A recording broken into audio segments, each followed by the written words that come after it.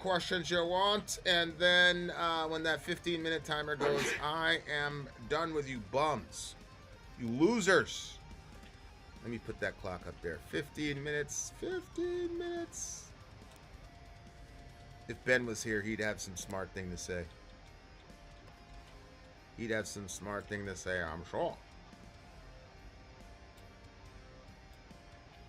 Greetings from me to Story. Glad you're finally black. Please keep up the reliable communication. It's essential. Yeah. I got you.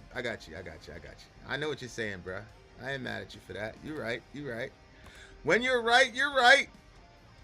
All right, so I don't know what this thing is. This thing is saying 5 minutes, but I'll give it 15. I don't know. Vin, can I go to bed now? Yes, you can go to bed now, as long as you don't say anything about being naked and shit like you always do. It's fine. Yeah, this dude, he's always talking about he's like naked and shit. It's fine. He's like uncle level old, like. But he's the movie star. He's the one that plays in the movies. The guy that he was just playing in the movie with just won an Academy Award. And then he didn't even have the respect of being there. He was the dad in One Battle. No. The cop in One Battle After Another. Really? Yeah. He's an Oscar-winning movie. He won an Oscar for that. Yeah. Holy shit! Did you see they won that over Sinners? He deserved to. That movie? That role? No, you see that? No, Sinners won. Sinners won Best Movie. Didn't they? No, Michael B. Jordan won Best Actor. Are you sure Sinners didn't win Best Movie? Yep, it was one bad after another. They couldn't give it to us, man. The One Battle After Another was a good movie. Secondly, One Battle After Another featured a black girl. Black girl was the hero. Yeah, but it's different. So you just want to go with the narrative that black people got persecuted in the Oscars because they didn't win? You're ridiculous. Come on, man. You are ridiculous. It's the best of the decade. Vin, do you believe that Epstein is still alive? He's Palm Beach Pete. I believe that there is a possibility that he's alive. Yes, I do. I do believe that. Yes, you're thinking of Sean Penn. I was working with Ian. Correct. Sinners is one of my favorite horror movies in a while. Yeah, I mean, I like the movie, but as far as like Delroy Lindo winning the best supporting actor, I don't really think that he did anything like spectacular acting wise in that movie. There's a lot of dudes I thought that could have played that role. So, I mean, it was a decent performance, but it wasn't a legendary performance in my opinion. Like, I thought that what that dude did in One Battle After the Other, the role that he played, I thought he did a really, really good job of that. So, that's why.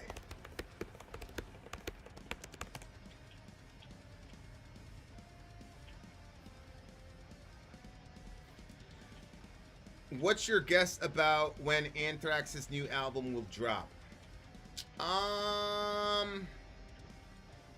Anthrax's new record, I am not sure when it's going to drop. I didn't even know that they were on the way to do it. We should probably do a release party if there's enough Anthraxians out there. But I'm not sure when that's going to happen. Are you going to follow the World Cup? I probably should, because it's happening in America, right? To be honest with you, I'm shocked that it's still going to be held in America. I would assume that the world would have said, "Hell no, we're not gonna have no World Cup with you guys. Get out of here." But I'm assuming that there's way too much money and other stuff at stake for people to do that. But that would be one hell of a statement, though, if the world said, "No, we're not doing no World Cup in America with y'all. Get out of here." Hey, do me a favor, pour me some soda. Do you see the trailer for the Iron Maiden documentary coming out? No, I did not see that.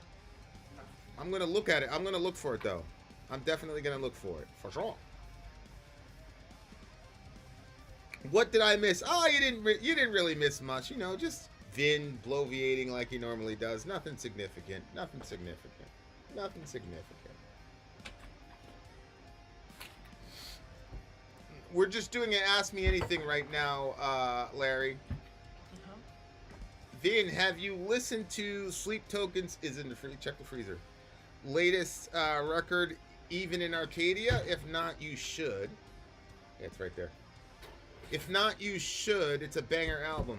I can't listen to music unless I've reviewed it. So that's a rule we've had for 7 years. Um, just because. So if somebody, just pass the bottle. If somebody wants to request that, I'll definitely do it. You know what I'm saying?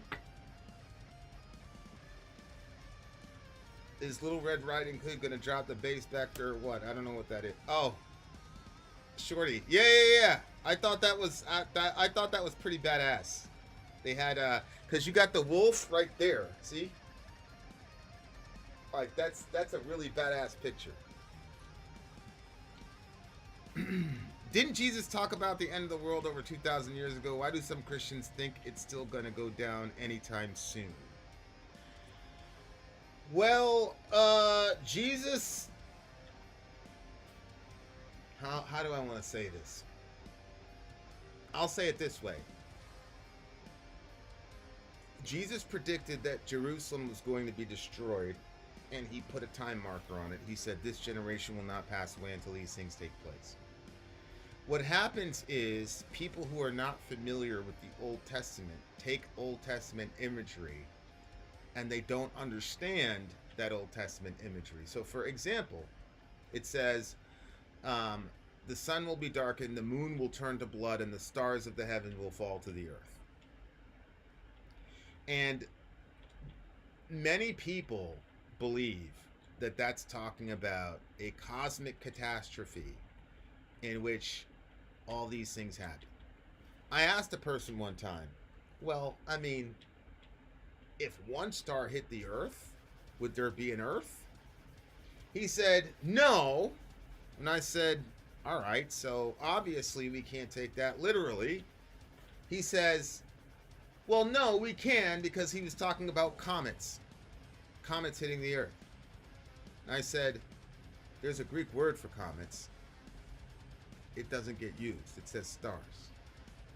Yeah, but it means comets.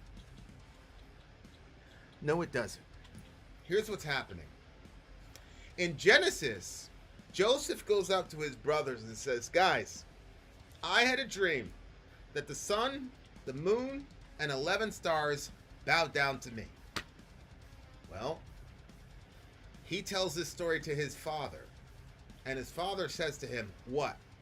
Are I, your brothers, and your mothers going to bow down to you? Well, he didn't say that. He said the sun, moon, and stars are going to bow down to him. But he interpreted that as dad is the sun, because he's the patriarch. Mom is the moon, because she's the matriarch. And the 11 brothers are the stars. They would be the little lights, because you have the greater light is the sun, and the lesser light is the moon, and then you have all these little lights. And so that is equivalent to the royal family. All throughout the Old Testament, God uses this imagery of the sun, moon, and stars collapsing to talk about, honestly, regime change. So, for example, there is a really big sense in which we could say that the sun, moon, and stars have been darkened over Iran. Why? Because we literally killed almost everybody in the royal family. Right? If you kill the man, then if there is no male that can take its place, you then elect the queen. So you have a succession program, right? And the queen is dead, that's okay as long as her boys are of age and can rule. But if you take out the queen, the king, and all the potential heirs, you have wiped out that entire regime. And now whatever is left over is going to be a vassal state or whatever, enslaved to another state. Okay? So the sun, moon, and stars reference the end of the royal family. And sure enough, within a generation, that's exactly what happened. All the royalty, all the aristocracy in Israel were killed in 70 AD. Everybody. The priest class, the aristocrats, everybody died. And so that is what that imagery is about. So Jesus did not predict the end of the world in the passages that people are talking about. He predicted the destruction of Jerusalem, which is extremely significant because when Jesus gave that prophecy, we were in the middle of the Pax Romana, meaning you had Roman peace pretty much on all sides, and nobody did anything to try to mess with it because you're in the middle of the pack. So for Jesus to bring up this kind of destruction during the Pax Romana is very, very significant. Vin, have you heard of the Iron Lung movie? It's about humanity colonizing space, but every planet and star vanishes and the remaining humans search for answers in a blood ocean on a vacant moon. No, but I'm extremely intrigued by that, so I'm going to look that up. That's pretty interesting. Someone told me that a few Republicans are asking Trump to deport Native Americans. It would not surprise me. It would not surprise me. This is an MA. Ask me anything, Hunter. Yeah, that would that would not surprise me at all if people were asking Trump to deport Native Americans. That would not surprise me at all. I mean, there is so much fear right now in certain demographics in this country because there's a lot of fear because they're starting to realize that they're not going to be the majority forever, and that is terrifying them. And so they're saying a bunch of really crazy, irrational stuff right now. Hopefully, we still have a country long enough for these people to calm down. Because if not, we're going to be in a lot of trouble. And you know what? We deserve it. So whatever happens, happens, I guess. I'm just at the point now where it's like, just do something, God, and get us out of here. Please. Get us out of here. We're in trouble. We are in trouble, y'all. Okay, what other question do you have? What do you think of Carrie Jean Butler religious... I gotta look at the Spider-Man trailer. What do you think of Carrie Jean Butler Religious Liberty Commission controversy?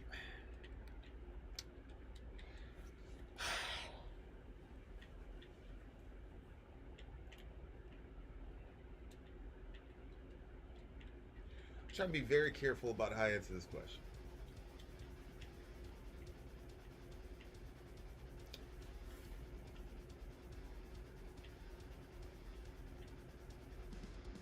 I think that our Jewish friends have got to come up with a different strategy to make their case to the American people. I think the term anti-Semitism and things like that, whether it's right or wrong, have just lost all meaning whatsoever. It used to be being called an anti-Semite was the end of you. It used to be the minute you said anything about them folks, I mean, you could talk about anybody. The minute you said something about them folks, it used to be the end of the world for you. And it's not that way anymore. Matter of fact, now it's almost reversed, whereas if you hear anti-Semite, it's almost code for, okay, this person's right. So I think that the Carrie Jean, pre-Jean Bowler situation is indicative of the fact that they got to come up with a different strategy because it's just not working. I think, look at Candace. She's getting 1 million views a day. I don't even believe what she's doing is right. I'm very nervous for her because if she's wrong about Erica Kirk, I mean, my God. I mean, that you can't get worse than that. So I think that's what needs to happen. And those folks are very intelligent. They know how to survive. They know how to thrive. So I think they'll, take their lumps and move on. I also think, though, that it's never going to be the same. It's never going to be the way it was again. And I think that's a good thing. I don't think we're ever going to get back to that kind of relationship with them folks. That's the best I could do. Vin, I'm sure we'll take American refugees fleeing from the MAGA death cult. Yeah. What do you think of Kent resigning because of Iran? I think what Joe Kent did was one of the bravest things I've ever seen in my life. And I've seen, believe me, I've seen a lot of brave things. But this kind of fight is different because you were completely outmatched. You're completely outgunned in every single context. He's going to go and try to make his case to us. But I think what he did was brilliant. And I think it's what we needed in Vietnam, right? It's what we needed. It's what we needed in Iraq. You know, a lot of things would have been different for a lot of people if we would have had somebody that came out and said this stuff. Even if there's no official policy, it coming from a guy like that. And again, Joe Kent was a Task Force Orange guy. Okay, so what that means is he has an intelligence background, but he's also a door kicker. He can also operate. Okay, Task Force Orange is an extremely people, unless you're part of the craft, people don't even know what that is, right? Like the closest I could come for you guys is to say, you know, SEAL Team 6 only, like from Harvard, right? Like that's what a Task Force Orange guy is. So for a guy like that to say Iran was not an imminent threat is extremely powerful, and it's extremely sacrificial because they're going to go after this guy with guns blazing. So good for him. The movie's very eerie. Imagine the only humans left on spaceships and stations. They don't have resources. Only light is from the light. Yeah, well, it's called Iron Lung. Was that what it's called again? Yeah. Yeah. Rangers. Yeah, for sure. Rangers lead the way for sure. For sure. Hey, I look at the news. What's up, baby? The Secret Army of Northern Virginia.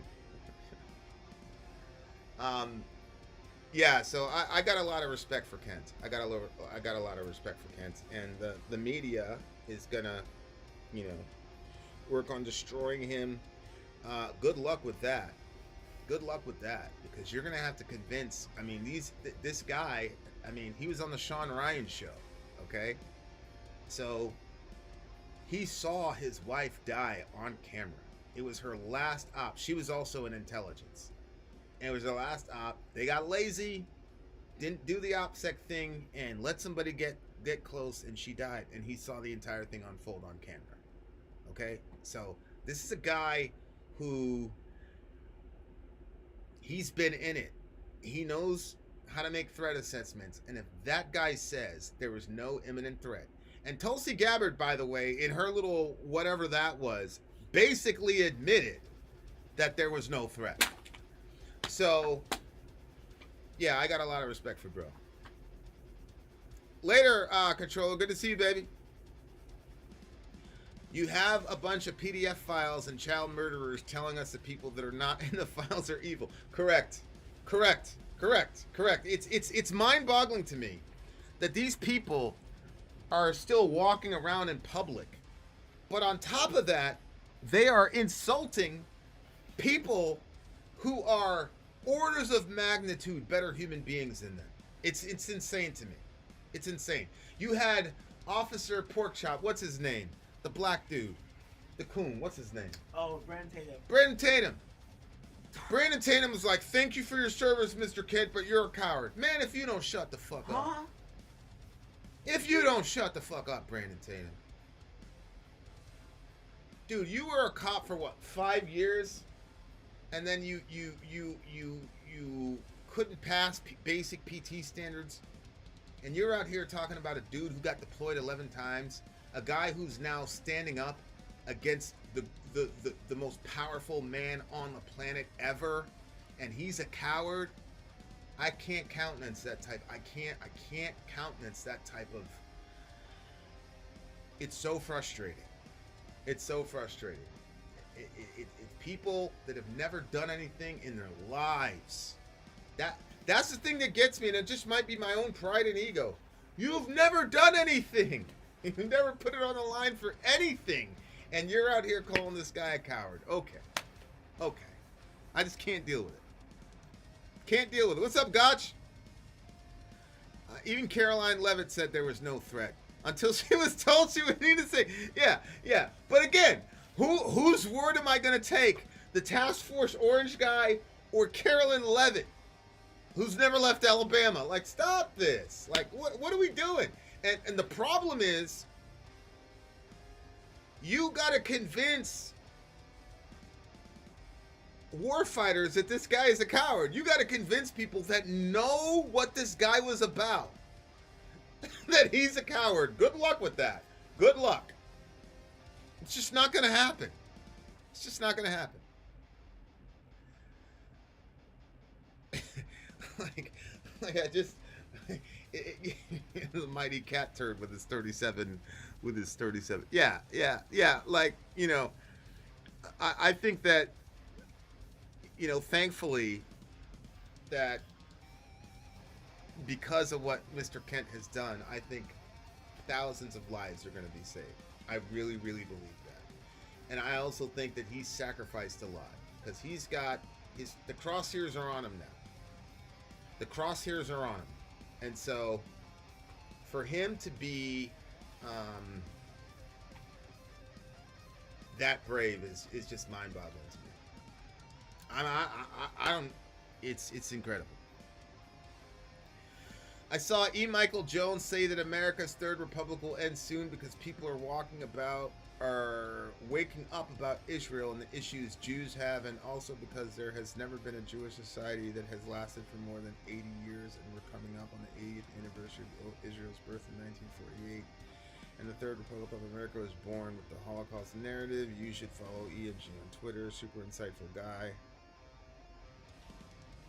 Yeah, I mean, I'll check him out. I don't know about that 80-year thing. We'll see. I'm sure you've all pieces together, but this is Ranger. Not sure why my YouTube handle keeps changing. Yeah, I figured, Mr. RL2. I figured as soon as I said he was a Task Force Orange guy, and you brought up the fact that he's a Ranger, I'm like, oh, that's a Ranger. That's. I figured that was you. But yeah, man, like Joe Kent, like for Officer Porkchop to say that about him is very offensive to me. It's very offensive to me that he would say something like that. Say you disagree, say whatever, but you can't talk about a man who's twice the man you are and call that man a coward. You just can't. You just can't. Say he's dumb, say he's disloyal, say whatever you want, but that really, and you know, it's probably my own ego, you know? But that really bothers me. That really bothers me because it's like, yeah, man, like you never put the shit on the line ever, and you're talking about this guy. Okay, all right. I got a hard time with that. All right, guys, we'll do a bonus round. I'll give you guys another 10 minutes to ask whatever questions you want. Somebody asked me about Muhammad, how old Aisha was. Aisha, as I said, was 6 when Muhammad married her, and 9 when he sexually assaulted her. What's up, Shed? Shed 245? Shed 245? I used to say 9 when he consummated the relationship or consummated the marriage. But I'm not saying that anymore. She was 9 when he sexually assaulted her. So. And by the way, she was not like, it wasn't like she was a willing participant, and I'm just saying that you can't consent as a matter of principle. If you actually look at the date that this happened to her, she says specifically that she had a panic attack. She said she was breathless when they called her up to do the deed with Muhammad. She was breathless, and then she had to get calmed down by her mother. Then her mother did her hair and then sent her into the loving arms of Muhammad when she was 9 years old. Sallallahu alayhi wa sallam. Ah, 7 dusted in this bitch. Hey, 7's here and 375 is here. Then I'm here. We just need one more person, and we'll have the Avengers. Damn, Muhammad out here diverting like behaving like Dershowitz on the island. Correct, correct. And you heard what Dershowitz said. He said, I could have just if he was I could have just got him off. You remember when he said that about the pedos? Oh, He said, I would have just got him off. I'd have marched right to the State Department. We would have got him off. Yeah, that's Alan Dershowitz for you. oh, that guy. Yeah. Yeah. Yeah, And may they Allah, asked me, he may said, Allah "Who destroy knows?" him. May Allah destroy him. Did you see Netanyahu say to that Jesus Christ has no advantage over Genghis Khan? He was saying because he was making the point that being good isn't enough to stand against evil. Yes, I did see that. I'll probably publish the video I shot. I actually shot that video for somebody. Yeah, I did see that. I am not as offended about that because he is not a Christian, right? So all this love your enemy, turn the other cheek stuff that Jesus is talking about, you have a hard enough time getting Christians to follow and believe that. So there's no reason to, for me to get angry at Benjamin Netanyahu for saying that. He doesn't believe in Jesus, and the Sermon on the Mount makes no sense to him. He thinks basically that Jesus was a feel-good hippie. My problem really is that there are many Christians that in their practical life or in their foreign policy agree with him. That's my problem. Our unconditional support of Trump, our unconditional support of war, in my lifetime, there has not been any war that the evangelicals haven't given full-throated support for. So it's things like that where I'm like, yo, man, like, what he said is the least of my issues. I'm not mad at him for that. How would Netanyahu know anything about the principles of goodness? Correct. Is Netanyahu dead? No, he's not. And I got to tell you guys, by way of confession, in the few days where I thought he was dead, I was happy. I was glad.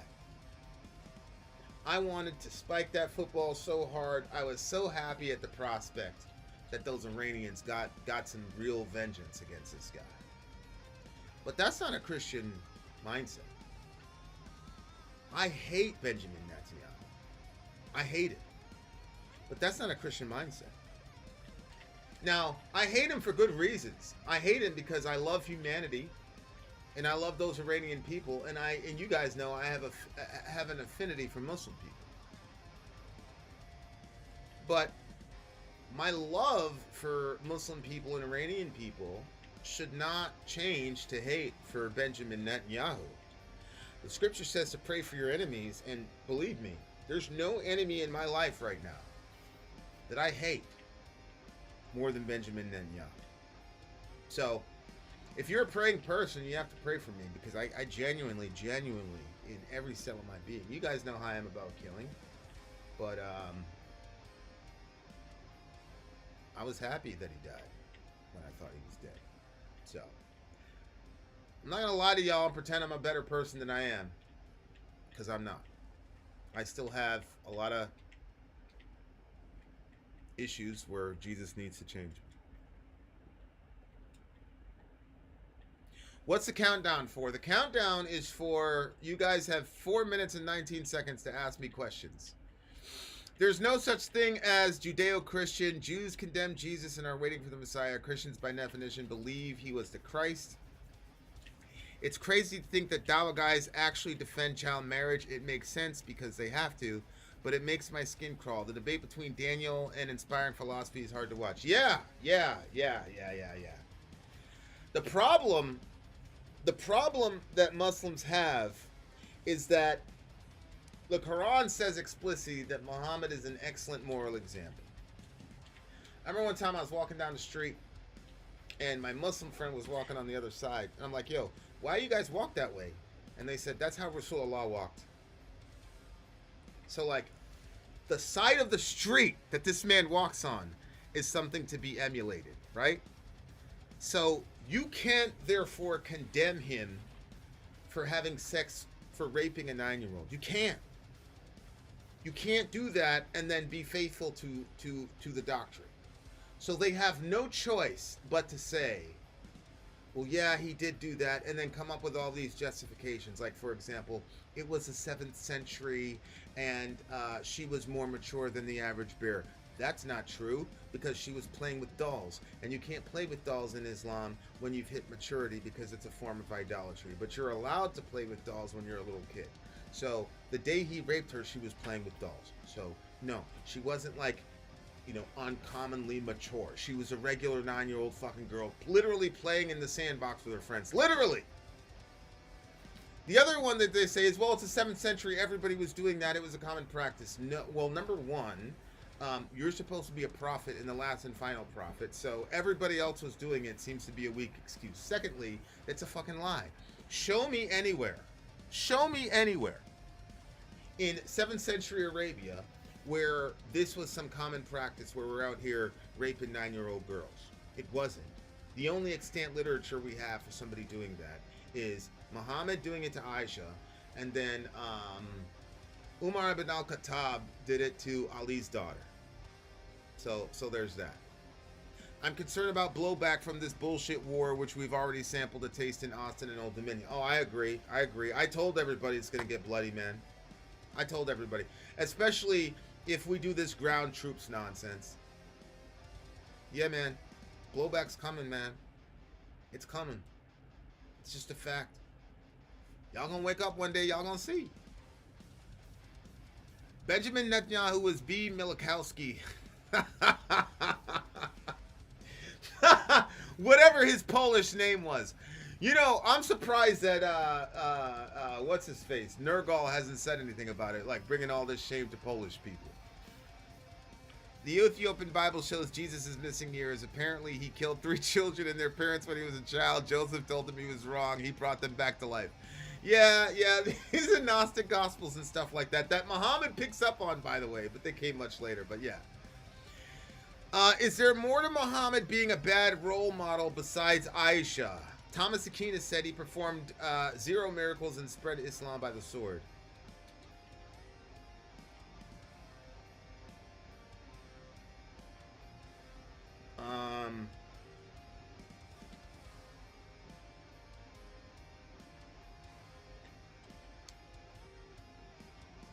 Well, aside from the Aisha thing, remember, here's the thing about Muhammad, okay? When you talk about Muhammad to Muslim people, and you talk about his life, they're not looking at it from a historical perspective. They're looking at it from a theological perspective. Namely, everything this man does is the example for you to follow. So the problem with the Aisha situation is that it puts girls in a situation now for close to, 1,1500 years, where they are now being victimized with no protection whatsoever. So that's one. 2 is obviously, he said, this is one of the last hadith that he said. He said, I've been commanded to fight the people until they say La ilaha illallah, and that I'm the messenger of Allah, and that they give the zakat. And then he says their blood and their property is safe. Secondly, Muhammad had this understanding that during jihad, if you were successful, the girls that were left over are what's called right-hand possessions. And you can basically do whatever you want to them. You can rape them, you can do whatever. There's actually a story where the guys come up to Muhammad and say, hey, listen, we practice this thing called azl. Azl is coitus interruptus. It's pulling out when you're whatever. And so they come to Muhammad and said, we're practicing azl because we're concerned about their prices. Meaning, if they get pregnant, then their prices are going to go down because whoever wants to buy them is going to have to deal with the maintenance of the child. So their prices are going to go down. So they want to be able to have sex with this girl, rape this girl, and then sell her off to slavery. So they go to Muhammad and says, "What do you think? We're practicing Azl because we're worried about their prices." Muhammad's response was not, "Oh my God, you're raping these girls and then selling them to slavery? What's wrong with you?" Muhammad's response was, "Do you guys really do that?" He said, "There's no soul that exists other than what Allah has decreed." Basically, he's saying whether or not you pull out, it depends on whether or not Allah wants her to get pregnant. So that has nothing to do with it. So go for it. Finish inside of her. This is the pinnacle of humanity. These women would fare better in the Old Testament economy. Much better in the Old Testament economy than Muhammad, who claimed to be the update to Jesus. Ridiculous. 2,000 Marines will be in Iran in 2 days. Yeah, pretty terrible. What do you think of Nostradamus' predictions of the third Antichrist? I am not familiar with Nostradamus' prediction of the third Antichrist, and I didn't know that there were two. Who are the first two? The Quran says that sperm is produced at the base of the spine. We know. Yeah. I generally give Muhammad a pass for the scientific stuff in the Quran, because phenomenological language is a thing. Like, for example, your newscaster will still say sunrise and sunset, even though he's, I'm sure, a heliocentrist and not a geocentrist. So I generally give Muhammad a pass for phenomenological stuff. But the sperm thing is a problem for me because that's not phenomenon. So phenomenology would be, we know that the sun doesn't actually go up and down, but from our vantage point, it does, right? For Muhammad to say that sperm is produced at the base of the spine for the male, and then behind the rib cage for the female, because that was the other idea. These Arabs at the time believed that women also had sperm, and that when men's sperm coincide with female sperm, that's when you get a child. And so there's a lot of scientific issues there, and so I give Muhammad a pass for most scientific things, but not that one, because that one you can't blame on phenomenology.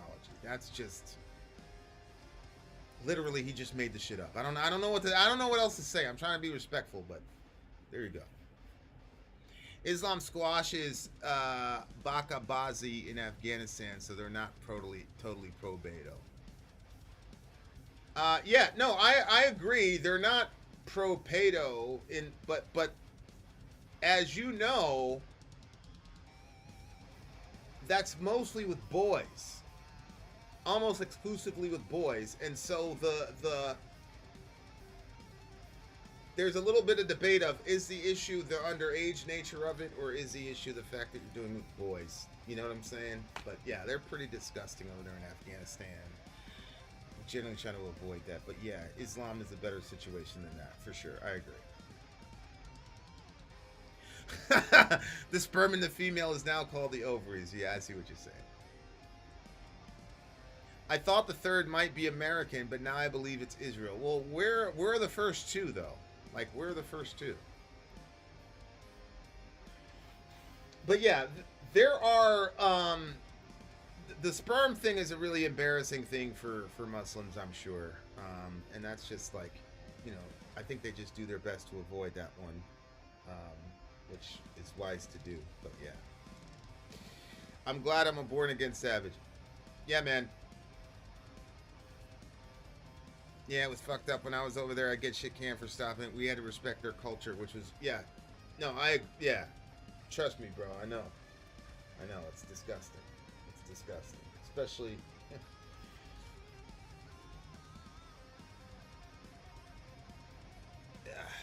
yeah. That's something I never talk about. It's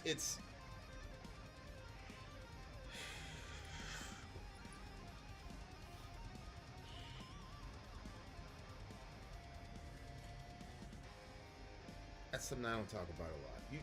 You know, I could have done anything, blah blah blah.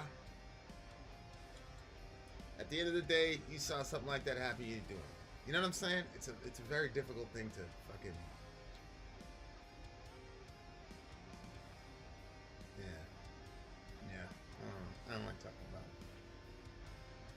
What are your thoughts on the Talmud?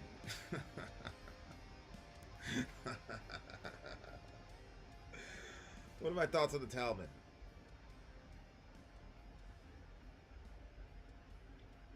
The Talmud gives you a very, very good view into the fact that this Judeo-Christian thing is mythology. And it's not mythology because we reject Jews. It's mythology because they went out of their way to reject us. The entire operation of Rabbinic Judaism is really designed to deal with two things. One, the Jesus phenomena, and two, the destruction of the temple. So,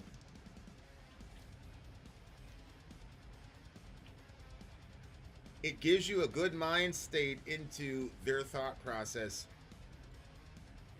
and how these doctrines evolved. For sure. For sure.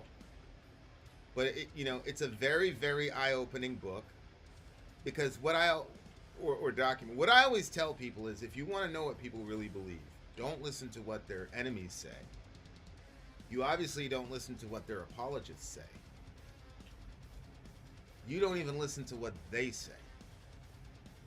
If you want to know what a group of people believe, listen to them when they're talking to each other.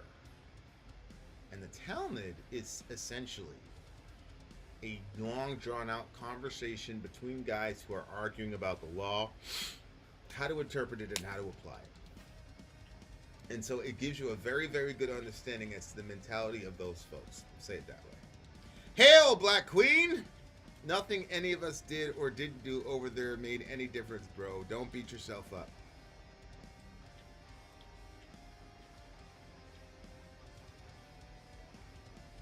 Yeah, I mean, whatever people say to deal with stuff is, you know what I'm saying? Yeah, cool. There is historical evidence that when Paul tells women to pray with their head, it is because Romans believed long hair made you more fertile, and Paul was concerned with another Genesis 6. Yeah, yeah, that's the Michael Heiser thing where you're worried about testicles or whatever. Yeah, I think that was a reach from Heiser, to be honest with you. I don't really think that was the issue. So what he's talking about, guys, is in Corinthians, I think around chapter 11, Paul makes a very big deal about women praying and prophesying with their heads uncovered. See, that's where I think the Heiser thing breaks down. Because if it was just about the fertility and the angels, then why limit the head covering to when the girl is praying and prophesying? If the girl doesn't pray or prophesy at the church meeting, she doesn't have to have her head covered at all. So, if the head covering was a perpetual thing like a hijab in Islam, then sure, no problem. But that's not what's happening. He's saying she has to have her head covered when she's praying and prophesying. And I think that is a very, very important distinction.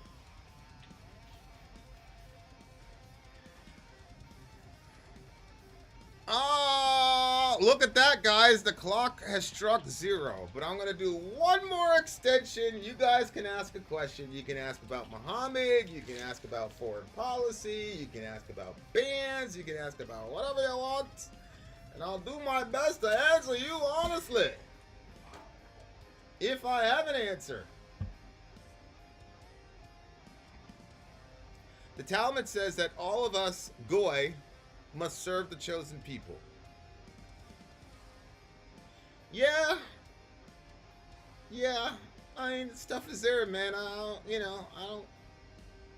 don't know what to tell you. It's there. I don't know what to do.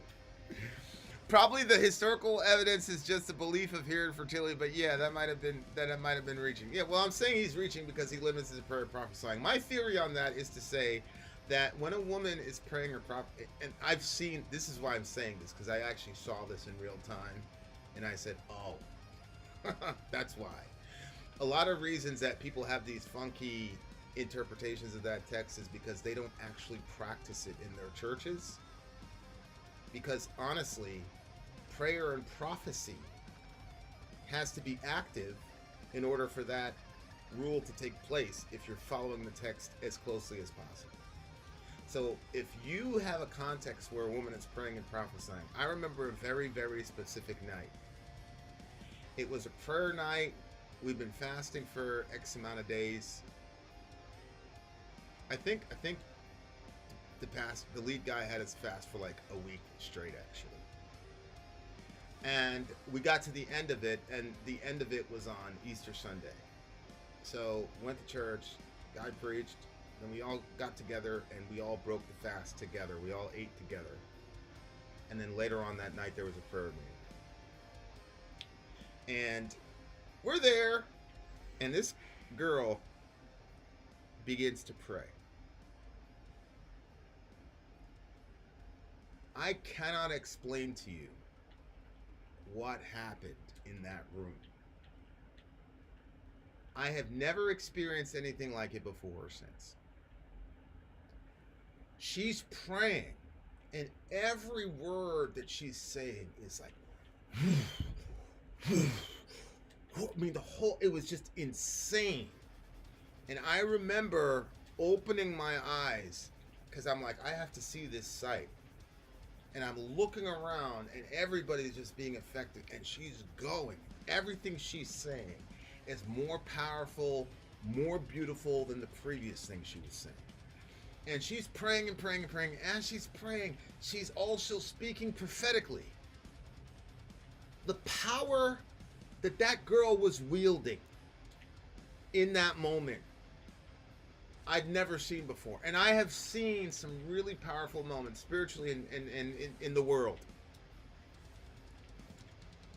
And this girl's personality, she wasn't a raw, everybody knows Sori. Sori has that kind of personality, raw, type of thing, especially in spirituality. This girl's not like that. Very shy, but she spoke with a power and an authority, and I was just like blown away by the concentration of power in the room. And I looked up and I saw her, and she's hijabbed up. She's in her little hijab, and I thought, oh, that's why. Because Paul had a very clear understanding of how marriages were supposed to work. Because the other thing about that text is that it was married women. It's married women that have to have their heads covered when they're praying and prophesying. It is not all women everywhere should wear a hijab for all time. Doesn't say that. What it says is she should be hijabbed up when she's praying and prophesying. Why? Because her husband is her head. But when I opened my eyes and saw that girl, I hate to say this way, but her husband looked so weak and insignificant. Her husband was a worship leader in our church, okay? He had a very important role in our church. But man, when that girl was going off and I opened my eyes and I saw her, I said, oh my God, I would have followed that girl. I would have followed that girl to the ends of the earth. I'd done anything, she said. And Paul is saying, when a woman is praying and prophesying and she's operating with that much power, for the sake of angels, show a sign of humility that you're still under authority. Why? Because the angels witnessed when Lucifer decided that he was so powerful and beautiful because God gave him that power. He decided that he was going to take the glory for himself. He decided he was going to usurp the position of God or make himself equivalent to the position of God. So he decided to do himself. So Paul, who's a Pharisee, coming out of a context where women and men didn't even worship together, much less now women and men are worshiping together in the same area, and on top of that, the woman is able to, in some form, hijack the service. And I don't mean hijack in a bad way, because this girl absolutely hijacked the moment, but God was moving through her. So it's like, yo, we're going to worship together, and that girl is going to be full of Holy Spirit and power. but she's going to be able to handle that power in a responsible way. Look, she's still saying that she's under the authority of her husband, even though she outstrips her husband by a fucking mile. That's the reason I think Paul said she should pray and prophesy with her head covered. Because if you've ever seen a woman who's praying prophetically and prophesying, it's the closest thing I could bring up, and I hesitate to bring this up because it went dark. You remember in Lord of the Rings when was it Galadriel, the elf queen or whatever, and she starts contemplating if she would be able to get the ring, and then like she kind of like changes for a second. She's like, I'm gonna be, and like the power is there, and it's like whoa, and then like she goes back to normal. That's what happened. That's what I experienced. That's why I had to open my eyes and see. And then when I saw her with the hijab, I said, oh, okay, God, you're a genius. Now I see. So that's my explanation for the hijab thing. It took 20 years in Afghanistan to replace the tally with the tally. This administration replaced the Ayatollah with the Ayatollah in a mere 8 days. The most efficient government ever. 275, man. This boy is crazy, boy. Did Jesus do say anything you think is wrong or don't understand? Jesus has said a lot of things I don't understand. He's never said or done anything wrong. That's what I believe. When do you believe the Torah was truly written? Traditionally, it says 1200 BC, but scholars think 600 BC during the hours during Hosea before Babylon. Yeah, I take the I actually take the early date because of the structure of the covenant. The structure of the covenant in the Old Testament is in the Suzerain vassal structure, which was extant during the ancient Near Eastern period. It was not extant during the Babylonian period. So I take the traditional Mosaic view of the 1200s because of the nature of the Suzerain vassal treaty and the fact that covenant is such an important concept. It's a central concept in the Old Testament, and the Suzerain vassal treaty is clearly there. And so that's a time-bound thing. So that's why I put it with the traditional reading. I heard Trump's name was mentioned in the files more than God's name was in the Bible. Trump was mentioned a bunch in the Epstein files. I've got a person who, works for the government, like high at the federal level, and he said the main thing you should look at is anything that was part of a sworn testimony. So like an affidavit, a search warrant, or a testimony in court. Those are the really, really major ones. And so with that being in mind, there's nothing really on Trump with those categories in the list that was released, right? With what we know of, that's what we have so far. So that's what I'd say about that. Epstein files are not relevant anymore. People worried about food and fuel now. Spare a thought for the thousands we killed and the millions living in fear. Yeah, man. It's a pretty difficult thing to like really think about if you really think about how much we have immiserated the planet. And for what? For a small group of people to have trillions when they have billions. It's truly a sickness, man. Truly, truly a sickness. Later, Ian. Good to see you, baby. Good to see you.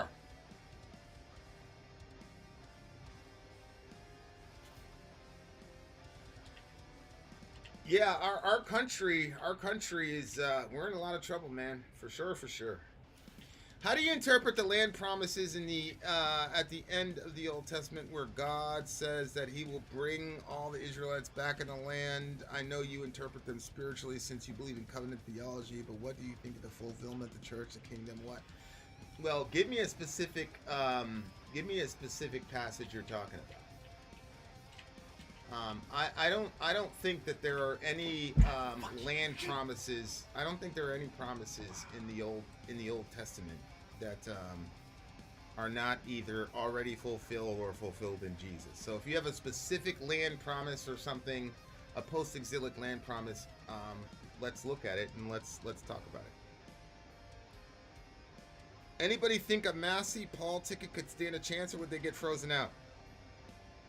I think a Massey Carlson ticket would do well. I don't look. The vice president. What's up? What's up, Dane Falco? The vice president really doesn't have a lot of power and influence, right? I would want Tucker as the vice president because he could provide, the rhetorical sort of underpinning of what they're trying to do. I would like Massey as president. I would like Ron Paul as my Secretary of State. Because Ron Paul is going to get us the fuck out of these wars in a permanent way. So I want Ron Paul as Secretary of State. The other thing about Ron Paul, about the Pauls in general, is that they're too almost divisive. The libertarianism of these guys has always kind of like been a weak spot. So as far as like galvanizing enough, but I think a Massey Carlson ticket would be great, and put him as Secretary of State, and I think we'll be in really, really good shape. I don't think everybody's, America's doomed, the empire's fallen. Man, if we just get our shit together and get out of these nations and spend 4 years just focused on rebuilding America, making sure the American citizenry is good, we're going to be in really, really good shape. But it's up to us, and I think we're in a situation now where people are really sick and tired of this shit. They're sick and tired of it, so something's got to happen.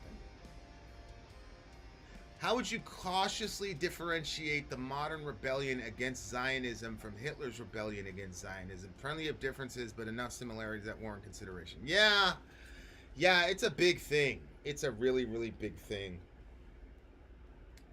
And here's the thing. Anti-Semitism is real. There are people who genuinely hate people because they are Jewish.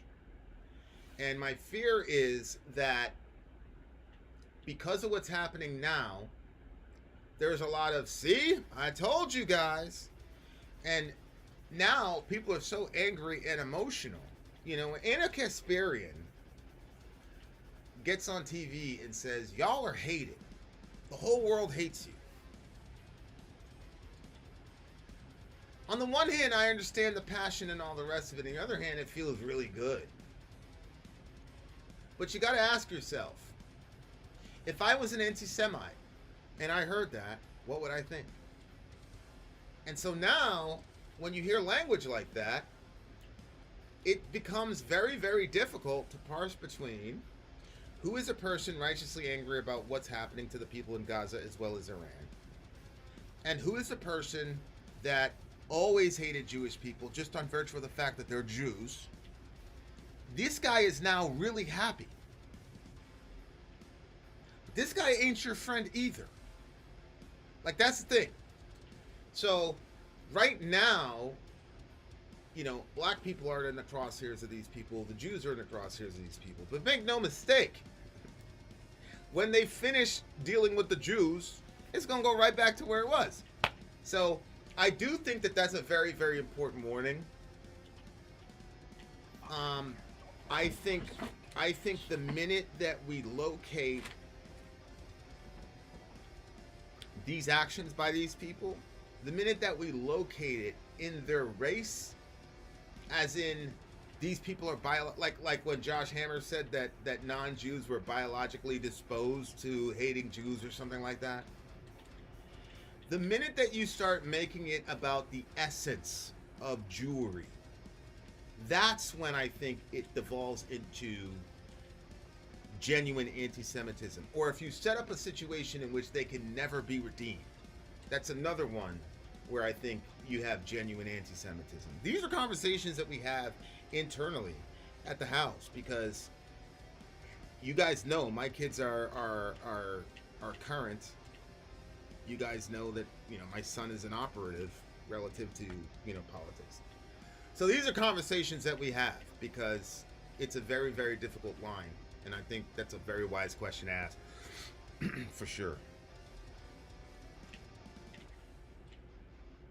you will never get a chance to vote for anyone who has not been blackmailed. Well, I mean, I kind of agree and disagree. I think, honestly, I think that that's one of the reasons that Charlie Kirk was killed. I think that Charlie couldn't be bought, and I also think that he didn't have any of these skeletons in his closet, whereas you couldn't get any leverage over him, so he had to go. That's what I genuinely believe.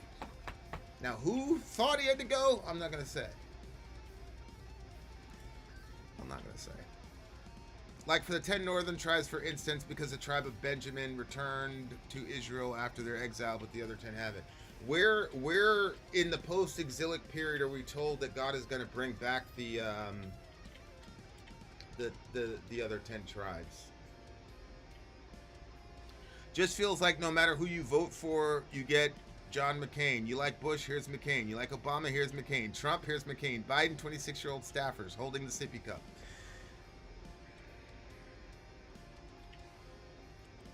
Is he wrong?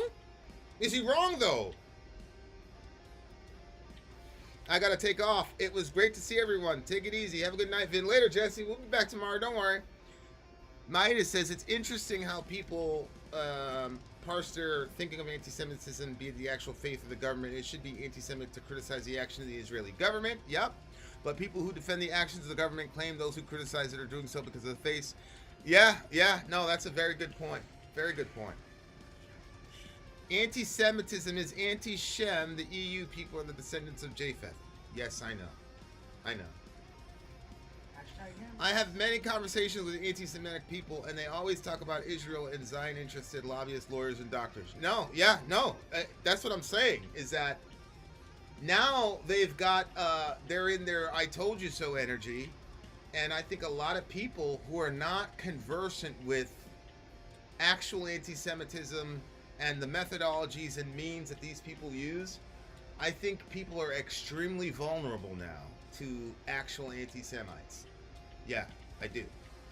And, Jewish community has done itself no favor by labeling anybody who criticizes the government as anti-Semitic. So now, when Black Queen or me try to warn you and say, listen, there's real anti-Semitism going around, they immediately shut down and roll their eyes because... oh, everybody's an anti-Semite now. It's like, well, no, not everybody is, but there are anti-Semites around. So no, that's a very, very good point. It's a very good point. I've always been told it's just a conspiracy, but lately we found it's true to a larger extent than I thought. What are you finding is true? I'm slightly Jewish. My mother's grandmother is a full-blown Jew, but I was raised Christian because my parents are. The problem with Jews is not their ethnicity, but their ideology, whether it's Zionism or Talmudic Judaism. Well, remember, it was Jews that brought us Christianity in the first place, right? So we can't, as Christians, be anti-Jewish. I think, look, Paul says, whatever promises that were given, find their yes and amen in Jesus, okay? So there is no blessing for Jewish people or any people outside of Jesus. Jesus is the seed in which if you bless him, you'll be blessed, and if you curse him, you'll be cursed. Jesus is that seed. And so all the stuff that these people are using to invoke their Jewish supremacist stuff is not even biblical. So there's that. All right, guys. On that note, thank you for hanging out. I appreciate it. I'm gone. I will see you beautiful people mañana, or tomorrow, as they say. Much love to all you beautiful people. Then out. Love your neighbor. Take care of each other. I'm gone.